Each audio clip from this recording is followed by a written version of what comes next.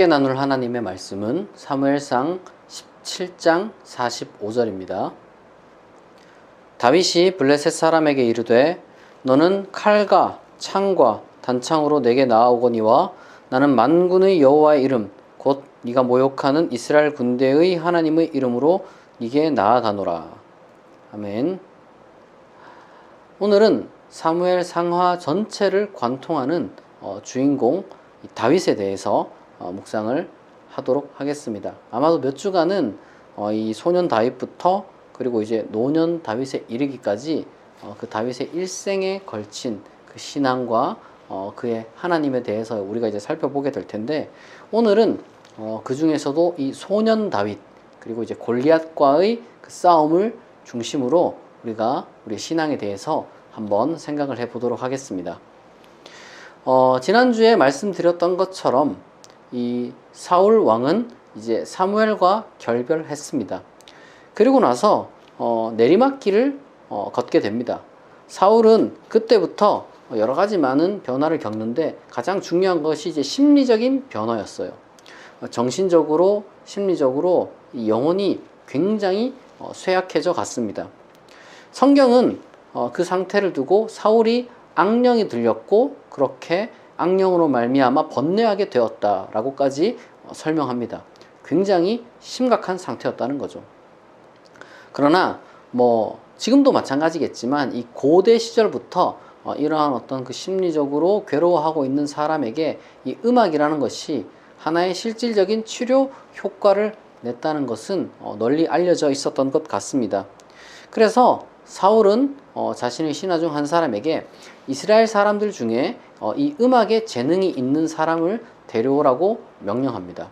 그러자 그 신하가 이 우리말로는 수금, 영어로는 하프로 번역되는 그 이스라엘의 그 현악기를 잘 다루는 사람을 안다면서 이제 그 명령을 들은 신하가 누구 한 명을 데려오는데, 그 데려온 사람이 바로 다윗이었습니다. 그런데 다윗은 사실 사울이 이렇게 괴로워하고 이제 자기를 치료해줄 그런 음악가로서 찾기 이전에 이미 이 사무엘이 다윗과 만난 적이 있어요. 그러니까 사무엘과 사울이 결별하고 나서 사무엘은 곧바로 이제 하나님과 기도하는 도중에 하나님이 세울 다음 왕을 찾아야 한다는 그러한 어떤 사명감을 갖고서 하나님께서 인도하신 그 집에 가서 이제 사람에게 아들들을 쭉 살펴보고 그 막내 아들에게 이제 기름을 부었는데 그 사람이 바로 다윗이었던 거죠. 다윗이 이렇게 하나님의 사람으로 이미 다음 왕으로 내정이 되어 있었고, 그리고 또한 다윗이 지금 그에 이어서 음악적인 재능이 있었다는 것을 보여주는 것은 따로 떨어져 있는 이야기가 아닙니다. 무슨 말이냐면 이 음악에 재능이 있다는 것은 단순히 다윗이 어떤 그 예술적 감각이 있다, 미학적 매력이 있다, 이런 것을 얘기하는 데서 그치는 것이 아니라 오히려 굉장히 뛰어난 어떤 그 종교적 영감을 가진 존재라는 것을 보여주는 거예요. 말씀드렸다시피 이 음악으로 이제 악령을 쫓아내고, 이제 또한 사울과 다윗의 어떤 그 영혼의 상태를 지금 대비하기 위해서 그러한 이야기를 여기서 부각시킨 것이죠. 그러나 더 중요한 것은 다윗이 전면에 이스라엘 역사에 나오게 된 것은 바로 이러한 어떤 그 기름 부음이라든지 아니면 음악적 재능, 그것을 가지고 사울의 심리를 치료하고 위로한 그러한 것이 아니라 바로 이 전쟁터에서 이 다윗이 보여준 그 모습이었습니다. 이제 사무엘상이 16장에서 17장으로 넘어가는 순간 갑자기 장면이 전환되어서 이제 전쟁터가 탁 등장하게 돼요. 이 무대가 전쟁터로 옮겨지는데 이 산과 저 산 사이에 골짜기를 하나 두고 한쪽 편에는 블레셋이, 그리고 또 맞은편에는 이스라엘 군대가 대치하고 있었습니다. 이 블레셋에는 이제 골리앗이라고 불리는 유명하죠. 골리앗이라는 이 장수가 끊임없이 이스라엘을 도발을 했어요. 성경 묘사를 보면은 굉장히 큰 골격을 가진 사람으로 묘사가 되는데, 이 사람의 키가 얼마나 되는지 성경 버전마다 번역마다 여러 가지 많은 어떤 그 버전이 있지만 제가 봤을 때 오늘날 단위로 환산해서 성경이 일반적으로 이 골리앗의 키를 어느 정도로 묘사하고 싶었느냐라고 제가 살펴보니까 한 2m 정도 돼요. 2m 정도. 실제로 고고학적 발굴을 살펴보면은 분명히 한 180에서 이제 2m 정도 되는 사람들의 그 뼈가 발굴되긴 합니다. 그 지역에서. 그러니까 당연히 고대에는 그러한 사람들이 덩치가 크니까 이제 자연스럽게 이제 장수로서 활약을 하는 것이 당연했을 거예요. 그 주변에 있는 어떤 그 지역에 있는 평균 어떤 키가 그 발굴된 뼈를 보면은 한 150에서 160 정도 되거든요. 그러니까 월등히 큰 거죠. 180에서 한 2m 정도 되면은 정말 뭐 장수로서 뭐 거인같이 두각을 나타내었을 겁니다. 그런데 성경을 보면 사울도 그만큼 키가 컸다고 해요. 방금 말씀드린 대로 한 150에서 160 정도 되는 것이 당시 평균 키였다면 머리 하나 더 있다고 하거든요. 사울이. 그럼 사울이 한 180 정도 된단 말이에요. 적어도. 그렇다면은 실제로 사울이 왕으로 추대받을 수 있었던 이유가 장수의 능력을 보여주었기 때문도 있는데 키가 컸기 때문에 덩치가 컸기 때문이라는 것에 대해서 분명히 성경은 그것이 하나의 근거로서 뒷받침하고 있습니다. 따라서 제가 여기서 드리고 싶은 말씀이 뭐냐, 지금 한 2m 정도 되는 이 골리앗이 비록 커 보인다 할지라도 그래도 이스라엘에도 그만한 덩치를 가진 장수가 있었다는 거예요. 사울이 바로 골리앗에 맞설 수 있는 어떻게 보면 이스라엘의 유일한 그러한 장수였을 겁니다. 근데 문제는 뭐냐? 사울은 안 나섰다는 거죠. 사울은 겁먹고 두려워해서 꽁꽁 숨어 있었다는 겁니다. 왜냐하면 멀리서 봐도 그래도 어느 정도 가늠이 된단 말이에요. 와, 자기가 이스라엘 중에서 그리고 블레셋과 견주어서도 어느 정도 크다고 생각을 했는데 자기보다 더 큰 장수가 나타나니까 이제 겁을 먹은 거죠. 그리고 막 말도 사납게 하고 자기랑 다르게 아주 어릴 시절부터 군사 훈련을 받고 덩치도 크니까 아, 이거 싸워서 지겠구나 이런 생각이 덜컥 들었던 겁니다. 그런데 이 골리앗이라는 이 사람은 아마도 다윗이 실제로 죽인 건 아닐 거예요. 이 골리앗이라는 이름을 가진 블레셋의 장수를 실제로 죽인 이스라엘의 그 장수 이름은 엘하난이라는 사람입니다. 엘하난. 사무엘하 21장 19절 그리고 역대상 20장 5절에 반복해서 이 골리앗이라는 블레셋의 거대한 장수를 죽인 사람은 엘하난이다 이렇게 나와요. 개역개정 성경에는 이제 지금 사무엘상 17장에는 다윗과 대치하는 사람이 골리앗이라고 이야기를 하고 이제 뒤에 가서 이제 그렇게 또 뭔가 번복되는 것처럼 나오니까 요거를 약간 좀 수정하기 위해서 개역개정에는 골리앗의 아후 라흠이라는 사람을 엘하난이 죽였다 뭐 이런 식으로 이제 약간 고쳐놨는데 사실 뭐 복잡하게 이야기할 것 없이 새 번역이라든지 뭐 공동 번역만 보아도 아 이거는 정말 원문에 충실하게 엘하난이 죽인 것이 골리앗이 맞구나라는 것을 알 수가 있습니다. 아마 이 골리앗이라는 이름은 블레셋 장수의 그 이름, 그러니까 블레셋의 이름인데 이스라엘의 이름이 아니라 그런 어떤 블레셋 장수의 이름으로서 이스라엘 민족에 굉장히 유명했던 것 같아요. 그리고 그러한 덩치 큰 그 거인 골리앗이라는 그 장수를 물리쳤던 어떤 그 역사가 이스라엘 민족 설화 가운데 소문으로서든지 무엇이든지 어쨌든 떠돌아다녔던 것 같습니다. 그러니까 다윗이 어떤 거대한 장수와 싸워서 이겼다라는 어떤 이러한 그 서사를 만드는 과정에서 이스라엘 민족에게 잘 알려져 있던 이 골리앗이라는 이름을 차용하는 것이 이 다윗 영웅 전설을 만들기에 꽤나 이제 유용했던 것 같아요. 그래서 사실은 이 골리앗이라는 이름이 전투 장면에서는 별로 나오지 않아요. 잠깐 처음에 뭐 골리앗 한두 번 나오고 그 다음부터는 다윗과 대치한 장수를 이름으로 부르는 게 아니라 블레셋 사람이라고 계속해서 이야기를 합니다. 어쨌거나 중요한 것은 아직 군대에 징집할 나이가 아니었어요. 이 전투가 한창 벌어질 때 다윗은 아직 어린 소년이었습니다. 이 소년 다윗이 그런데 이 전쟁터에 어떻게 왔느냐? 그 아버지가 형들 전쟁하는데 이제 도시락도 좀 챙겨서 보내라고 해서 그 심부름을 보냈어요. 그런데 이 심부름을 보냈는데 그 다윗의 아버지 이세, 그러니까 이 이세가 낳은 형제가 8명인데 8명. 다윗이 8형제예요, 8형제. 근데 이 8형제 중에서 첫째, 둘째, 셋째만 전쟁터에 나갔거든요. 나머지 뭐 넷째부터 이제 다윗에 이르기까지는 전쟁에 나갈 나이가 안 됐다는 거죠. 다르게 말하면 다윗이 아무리 나이를 뭐 먹었다고 우리가 높게 쳐준다 해도 끼껏해야 뭐 한 15살 정도밖에 안 됐을 거예요. 15살, 16살, 뭐 중학생 정도밖에 안 됐다는 거예요. 그런데 그런 소년이 지금 이러한 대치 상황도 보고, 그 다음에 골리앗이라는 장수가 나와가지고 막 이렇게 막 욕도 하고 막 이스라엘도 모욕하고 이스라엘의 하나님도 모욕하는 것을 들으니까 이제 어린아이 이제 화가 났던 거예요. 그래가지고 왜 아무도 안 나서냐? 아무도 안 나서면 내가 나가서 저 장수를 내가 이제 물리치겠다. 이렇게 막 얘기를 하니까 장남이 형이 들으니까 이제 기가 찬 노릇이죠. 제대로 이제 뭐 전투를 훈련을 그래도 받은 장남이 봤을 때 막내가 뭐 헛소리 하면 얼마나 뭐 우습겠어요. 이제 장남이랑 막내 8형제 중에서. 그러니까 말도 안 되는 소리 하지 말고 양이나 돌보러 가라고. 어린 놈이 건방지게 오만하게 아주 그냥 하루 강아지 범무서운 줄 모른다고 하면서 그냥 막 이렇게 타박을 했습니다. 그런데 요 형제의 대화를 듣고 있던 누군가가 사울에게 쪼르르 달려가서 사울 왕에게 이야기를 합니다. 어떤 쪼매난 소년 하나가 있는데 이거 자기가 나서겠다고 싸웁니다. 막 얘기를 합니다.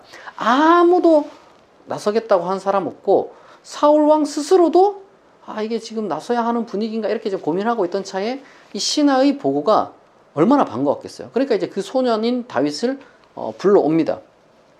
그래서 물어봐요.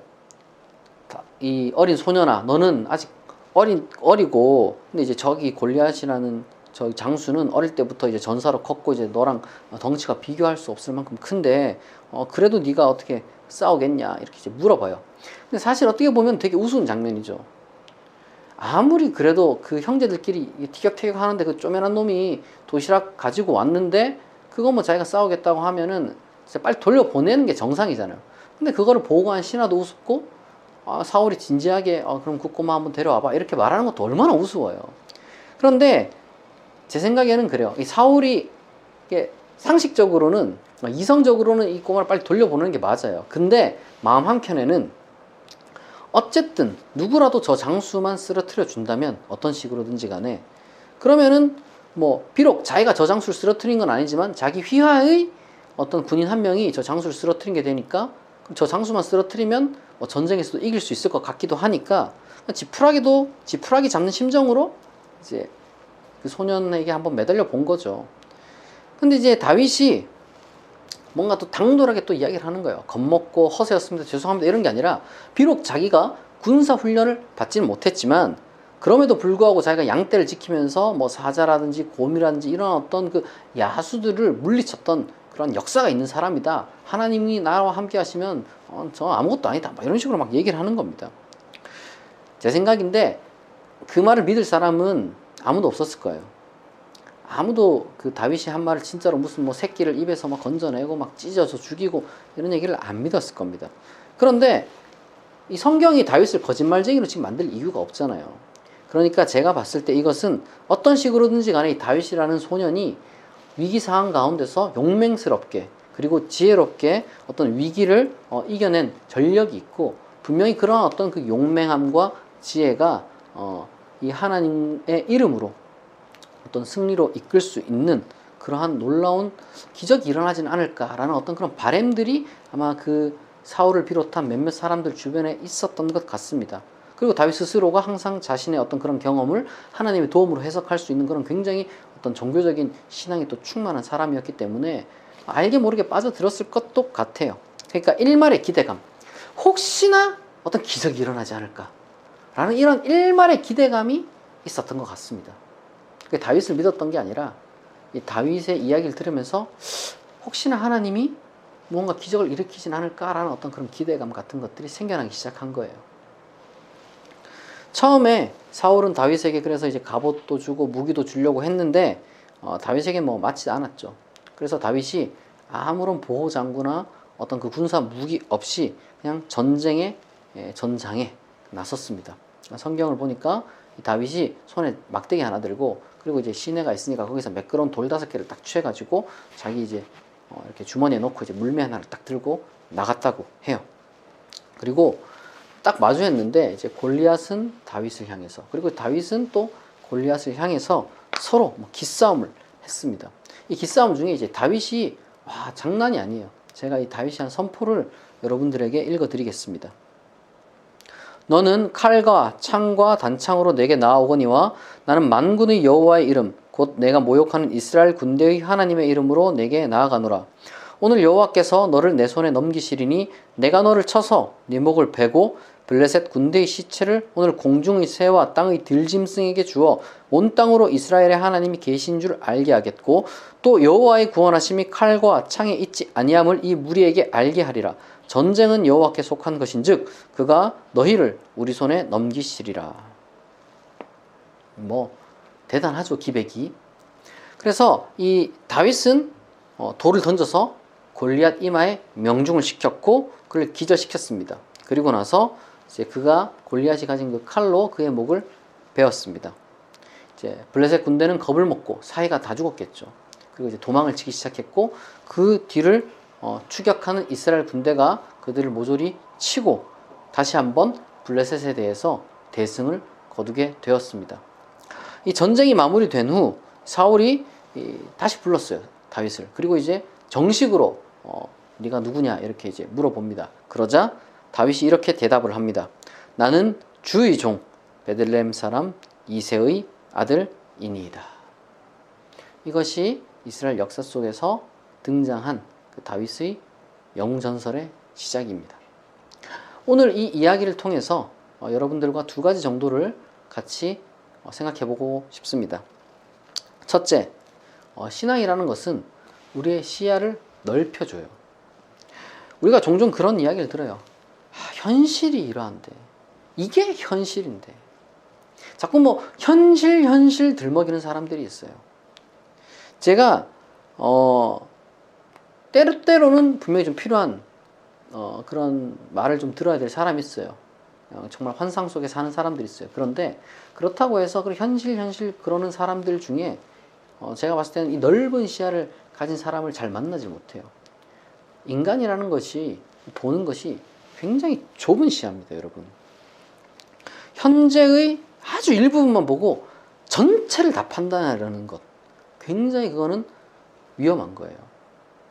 다른 사람의 사상도 있고 이 또 사회 상황도 있고 그다음에 어떤 그 국제적인 상황도 있고 여러 가지 많은 것들인데 온갖 것들이 다 있는데 아주 현실의 아주 부분만 보고 전체를 다 판단하고 재단하고 가늠하고 심지어 뭐 이래라 저래라 이렇게 이야기를 하는 사람들이 있습니다.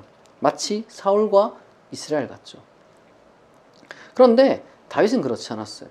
다윗은 과거와 현재와 그리고 미래 전체를 바라보는 그런 넓은 시야를 갖고 있었습니다. 어떻게 그게 가능했느냐? 하나님에 대한 신앙 덕분에 그러했던 것이죠. 과거 하나님이 나를 어떻게 도우셨는지 다윗은 잊지 않고 있었고, 그리고 하나님이 미래에 어떤 식으로 우리를 위해서 역사할 것인지, 그리고 하나님의 뜻이 무엇이고 하나님의 궁극적 목표가 무엇인지에 대해서 어떤 그 신념과 소망이 있었기 때문에 현재의 상황, 이 좁은 시야지만 이 현재의 상황 넘어서를 볼 수 있었던 거예요. 그러면은 우리가 생각할 수 있죠. 다윗이 굉장히 뭐 맹목적이고 뭐 무모한 거 아니었느냐. 근데 여러분 성경을 보면 어떻습니까? 실제로는 전혀 그렇지 않았어요. 굉장히 냉철하게 판단하고 행동을 했습니다. 사울과 다윗의 차이는 사울은 현실적인 사람이고 다윗은 무슨 비현실적인 사람 뭐 그런 게 아니에요. 그런 게 아니라 오히려 우리가 가만히 살펴보면 사울이 훨씬 더 비현실적이었어요. 왜냐하면 사울처럼 그렇게 막 벌벌 떨고 있잖아요. 그러면은 결국에는 사기는 점점점 떨어지고 이 자기가 이길지 질지 아직 뭐 알지도 못하는데 그냥 이제 질 거라고 뒤에 단정을 한 것이고 굉장히 다른 어떤 이스라엘 군대와 미래를 더욱더 이제 수렁으로 빠지게 만들었습니다. 전쟁에서 지는 역사가 없었던 게 아니에요. 이스라엘이 때로는 지기도 했어요.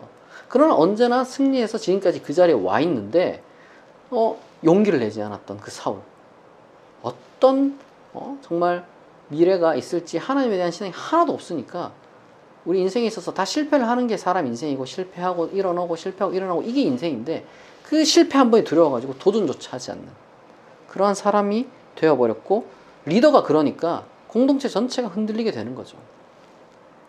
그러나 올바른 신앙은 우리의 시야를 넓혀줍니다.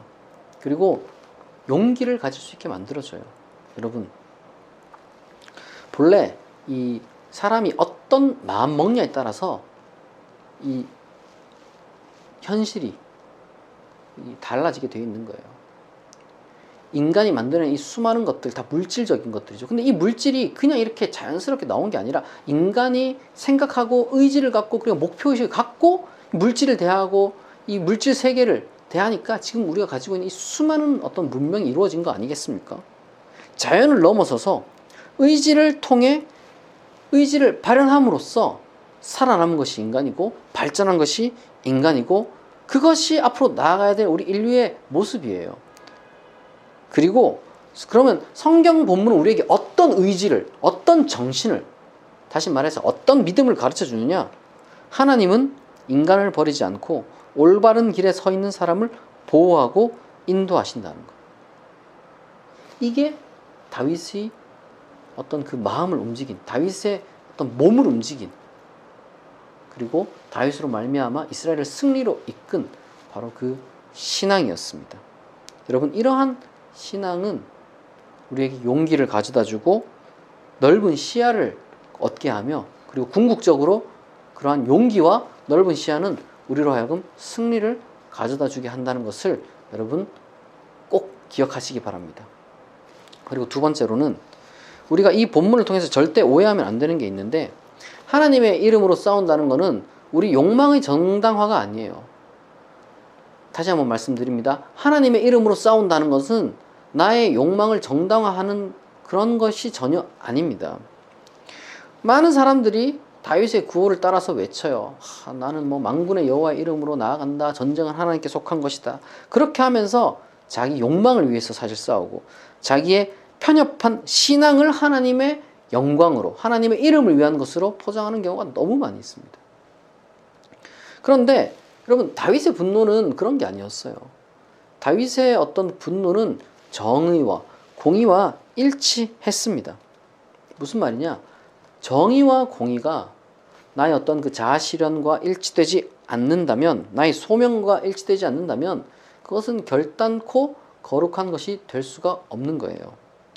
하나님의 뜻은 평화, 사랑, 정의 이런 것이란 말이에요. 근데 이제 그런 것이 전혀 아니라 뭐 교리라든지 아니면 자기 신념이라든지 자기 아닌 취향이라든지 이런 것들을 위해서 자꾸 하나님의 어떤 그 이름을 막 팔아먹는, 정말 그런 것이 너무 많습니다.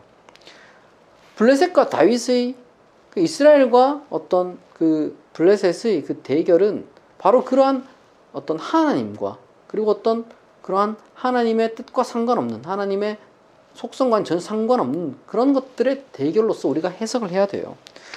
블레셋이 상징하는 것은 무엇이냐? 하나님의 뜻이 평화와 사랑과 정의라면 블레셋은 바로 그러한 평화와 사랑과 정의를 위협하는 침략과 정복과 압제와 뭐 이런 것들이었던 거예요. 그러한 블레셋이 침략하고 압제하고 조롱하고 경멸하고 뭐 이런 것들은 당연히 하나님이 원하는 세계상이 아니죠. 그런 것과 싸워야 했기 때문에 다윗의 분노는 거룩한 것이 될 수 있었던 겁니다. 여러분, 아무리 신앙으로 포장한다 한들 조금만 정직하게 반성하면 우리는 다 알아요. 이게 내 취향에 따른 분노를 신앙의 이름으로 하나님을 위하는 것이다, 이렇게 하는 것인지, 아니면 정말 하나님의 마음과 내 마음이 합쳐져서 거룩한 분노를 하는 것인지, 여러분 자기 자신을 들여다보면 다 압니다. 우리는 블레셋과 골리앗이라는 실제 어떤 무슨 거인과 실제 인종과 싸우는 그런 게 아니에요. 실제 무슨 그 블레셋의 종교와 싸우는 그런 걸 하는 게 아니에요. 오히려 그들의 폭력, 그들의 제국주의, 그들의 배타주의, 그들의 미신 이런 것들과 우리가 맞서는 것이죠. 물론 우리가 그건 기억해야 돼요. 성경을 읽으면 고대에는 실제로 전쟁을 치렀습니다. 하나님 이름으로 피비린내 나는 그런 사륙전을 치렀단 말이에요. 신들의 전쟁이 그런 어떤 정말로 사람 간의 어떤 그 죽임이었다는 거죠. 그건 현실이었어요. 그러나 여러분, 우리가 왜 그걸 자꾸 답습하고 본받으려고 해요? 성경에서 우리가 받아들여야 할 것은 그런 게 아니에요. 그럼 고대인의 어떤 그 야만성과 잔인성 그런 것들이 아닙니다. 우리에게는 어떤 하나님이 계시되어 있느냐?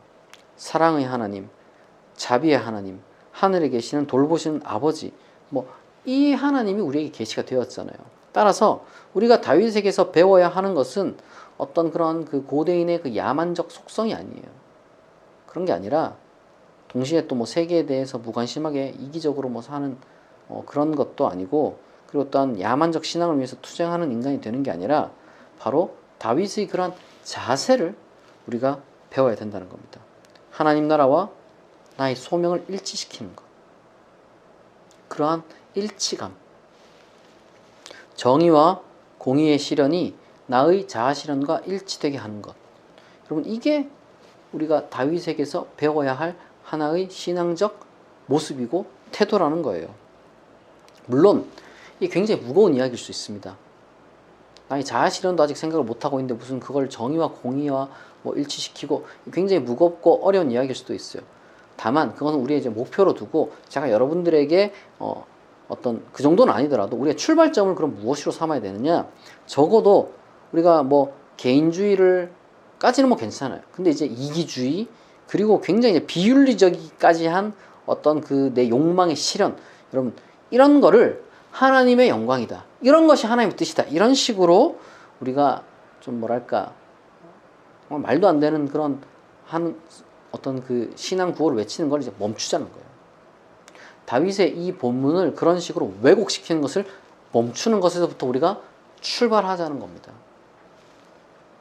그런 어떤 본문을 왜곡해가지고 자기의 어떤 그 추악한 욕망을 하나님의 이름을 위한 어떤 영적 전쟁이니 뭐니 이러면서 이렇게 정당화시키는 그런 그리스도인도 너무 많고, 그런 교회도 너무 많아요. 여러분, 그러한 윤리적 판단을 배제한 그런 신앙은요, 우리를 다윗이 아니라 골리앗으로 만듭니다. 그리고 그러한 신앙은 결국 하나님에 의해 배제될 것이라는 것을 여러분 기억해야 됩니다.